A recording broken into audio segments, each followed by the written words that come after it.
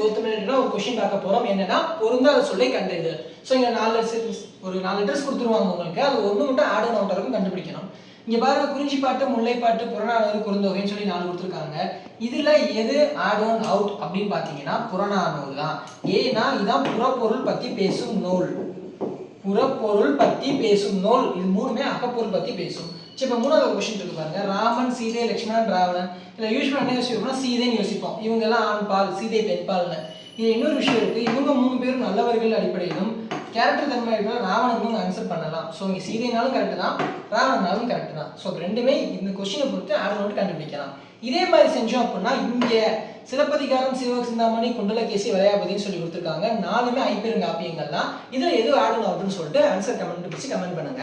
So இந்த மாதிரி நிறைய டெக்ஸ்ட் பார்க்கறதுக்கும் டீடைல்ஸ் பார்க்கறதுக்கும் இந்த புக்கில் இருக்கு, பொருத்தமிழ் புக். இந்த புக்கை பற்றி டீடைல்ஸ் எல்லாமே நாங்கள் டிஸ்கிரிப்ஷன் கொடுத்துருக்கோம். வாங்கணும்னு நினைக்கிறவங்க அது கால் பண்ணி கேட்கலாம்.